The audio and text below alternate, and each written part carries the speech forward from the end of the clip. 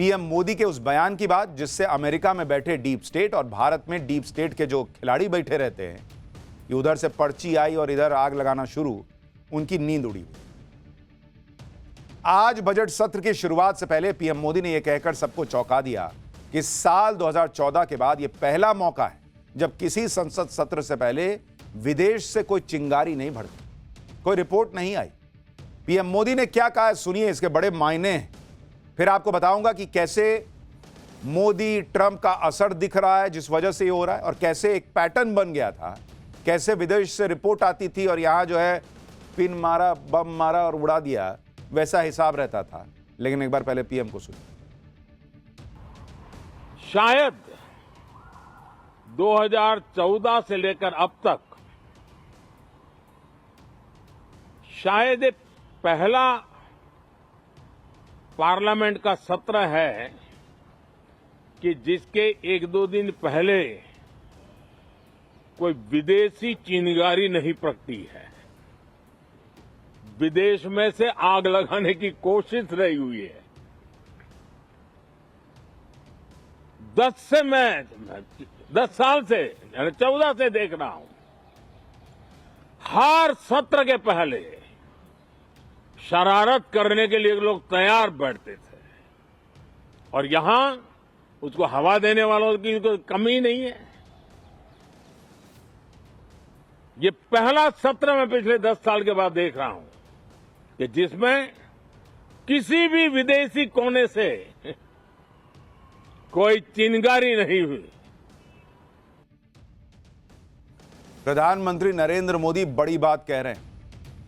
PM Modi ने जिस विदेशी चिंगारी का जिक्र किया उसका संसद सत्र से क्या कनेक्शन है, आपको वो भी याद दिलाता, क्योंकि जब जब संसद का सत्र शुरू होने वाला होता था या कोई इलेक्शन आने वाला होता था, तभी कभी अडानी का मामला आ जाएगा, कभी कोई डॉक्यूमेंट्री आ जाएगी, एक पैटर्न दिखता था। और हमने पाठशाला में इस पैटर्न के बारे में आपको विस्तार से समझाया था कि भाई जैसे 24 जनवरी 2023 हिंडनबर्ग की रिपोर्ट आई, 31 जनवरी से बजट सत्र था, संसद में हंगामा हुआ। पिछले साल भी यही हुआ, 21 नवंबर को अमेरिका में अडानी का नया मामला आया, 25 नवंबर से विंटर सेशन था। 10 अगस्त 2024 हिंडनबर्ग की दूसरी रिपोर्ट आई, 5 सितंबर 2024 को हरियाणा चुनाव के नोटिफिकेशन थे, चुनाव के पहले माहौल बना। मतलब बार बार ऐसा दिखता था, कभी बीबीसी की डॉक्यूमेंट्री आ रही है, कभी हिंडनबर्ग की रिपोर्ट आ रही है, कभी कुछ हो रहा है। लेकिन इस बार यह प्रयोग काम नहीं आया। बजट सत्र से पहले इस बार कोई हो हल्ला हुआ ही नहीं, कोई रिपोर्ट आई ही नहीं। और यह सब इसलिए हो रहा है क्योंकि अमेरिका में पीएम मोदी के दोस्त ट्रंप की सरकार आ गई और भैया डोनाल्ड ट्रंप ने वहां धुआं धुआं कर रखा। पीएम मोदी और ट्रंप दोनों ही डीप स्टेट के खिलाफ हैं।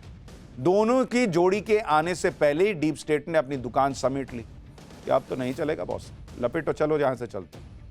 ट्रंप के शपथ लेने से 5 दिन पहले ही अडानी पर रिपोर्ट जारी करने वाली हिंडनबर्ग कंपनी बंद हो गई। ट्रंप के शपथ लेने से 15 दिन पहले ही खालिस्तानियों का समर्थन करने वाले कनाडा के पीएम रहे जस्टिन ट्रूडो की कुर्सी चली गई। ये तो वो विदेशी चिंगारी है जो मोदी ट्रंप के आने से पहले ही बुझ गई। जो बच गए हैं उनका नंबर भी जल्द आने वाला है, उनकी फाइल भी जल्द खुलने वाली है। और इसमें पहला नंबर डीप स्टेट का है जो अमेरिका में ट्रंप और भारत में पीएम मोदी के खिलाफ साजिशें रचता है। दूसरा नंबर बांग्लादेश का है जो डीप स्टेट के इशारे पर भारत से पंगे लेता है। तीसरा नंबर उस जॉर्ज सोरोस का है जो पर्दे के पीछे पीएम मोदी को कुर्सी से हटाने के लिए जबरदस्त फंडिंग करता है।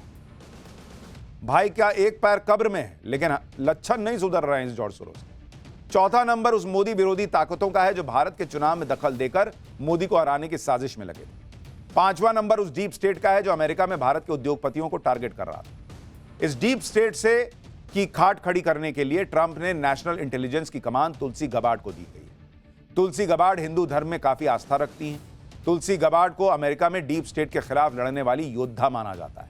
यानी अब डीप स्टेट के पास अपनी दुकान बंद करने और बिल में दुबकने के अलावा और कोई चारा दिख नहीं रहा है। पीएम मोदी ने डीप स्टेट के बहाने उन लोगों की भी क्लास लगाई जो भारत में उसकी ब्रांच खोलकर बैठे। पीएम मोदी का इशारा राहुल गांधी और कांग्रेस की तरफ था। पीएम मोदी के हमले पर प्रियंका वाड्रा से सवाल किया गया तो उन्होंने यह कहकर टाल दिया कि पीएम मोदी के पास कुछ कहने को ही नहीं। सुनिए प्रियंका वाड्रा को, फिर बताऊंगा कि आज सोनिया गांधी और राहुल गांधी कैसे नई कंट्रोवर्सी में फंस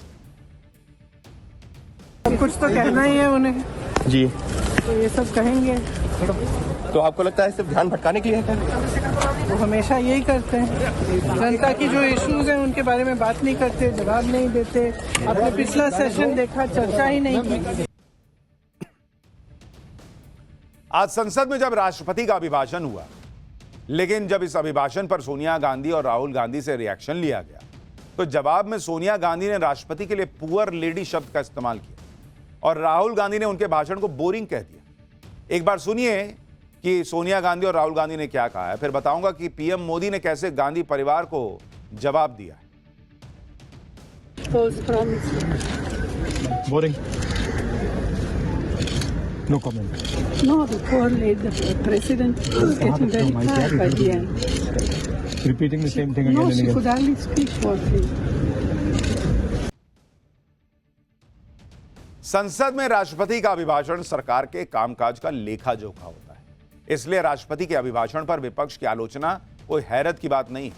लेकिन सोनिया गांधी और राहुल गांधी ने जिस तरह की भाषा में जवाब दिया, वो भाषा राष्ट्रपति के लिए सही नहीं कही जा रही। राहुल गांधी कहने लगे कि भाषण बोरिंग था। अब सवाल यह है कि क्या राहुल गांधी राष्ट्रपति के अभिभाषण में एंटरटेनमेंट तलाशते हैं क्या? यही वजह है कि आज पीएम मोदी ने दिल्ली चुनाव में प्रचार के दौरान गांधी परिवार के बयान पर आपत्ति जताई। पीएम मोदी ने क्या कहा, सुनिए, फिर बताता हूं कैसे प्रियंका वाड्रा फिर अपनी मां सोनिया गांधी के बचाव में उतरी। कांग्रेस के शाही परिवार का अहंकार आज देश ने फिर देखा है। आज हमारे सम्मानीय राष्ट्रपति द्रौपदी मुर्मू जी ने संसद को संबोधित किया। उन्होंने देशवासियों की उपलब्धियों के बारे में बताया। द्रौपदी मुर्मू जी उड़ीसा के जंगलों में आदिवासी परिवार से निकल करके यहां पहुंची है, लेकिन कांग्रेस का शाही परिवार उनके अपमान पर उतर आया है। शाही परिवार के एक सदस्य ने कहा कि आदिवासी बेटी ने बोरिंग भाषण दिया। दूसरी सदस्य तो इससे भी एक कदम आगे बढ़ गई। उन्होंने राष्ट्रपति जी को पुअर थिंग कहा, गरीब कहा और चीज कहा, थकी हुई कहा। एक आदिवासी बेटी का बोलना इनको बोरिंग लगता है। ये देश के 10 करोड़ आदिवासी भाई बहनों का अपमान है। राष्ट्रपति द्रौपदी मुर्मू के अपमान का यह मुद्दा तूल पकड़ा तो कांग्रेस बचाव में कहने लगी कि सोनिया गांधी तो राष्ट्रपति द्रौपदी मुर्मू के स्वास्थ्य को लेकर चिंता जता रही, उनका अपमान नहीं कर रही। कांग्रेस की सफाई से सवाल उठता है कि क्या राष्ट्रपति के स्वास्थ्य को लेकर किसी तरह की आशंका उठी है क्या? जवाब है नहीं। तो फिर सवाल उठता है कि क्या यह बात किसी को पचेगी कि सोनिया गांधी राष्ट्रपति के स्वास्थ्य को लेकर चिंतित हो रही थी? हालांकि डैमेज कंट्रोल में प्रियंका वाड्रा ने भी यही तर्क दिया। एक बार उनको भी सुनिए। My mother is a 78-year-old lady. She simply said that the president must have been tired reading such a long speech. Poor thing. I don't think she fully respects, in fact, she has the utmost respect for her. And I think it's very unfortunate that this kind of thing is twisted by the media. And it's pretty clear that she means no disrespect. हालांकि हर संसद सत्र से पहले यही होता है, विपक्ष हाथ में प्ले कार्ड्स लेकर हंगामे पर उतर आता है। पहले दिन से बवाल काटने लगता है, लेकिन इस बार तो पासा ही उल्टा पड़ गया। कहां तो कांग्रेस नरेंद्र मोदी के तीसरे कार्यकाल के पहले बजट पर उन्हें घेरने की संजीवनी ढूंढ रही थी, लेकिन सोनिया गांधी के बयान पर खुद कांग्रेस फंस गई।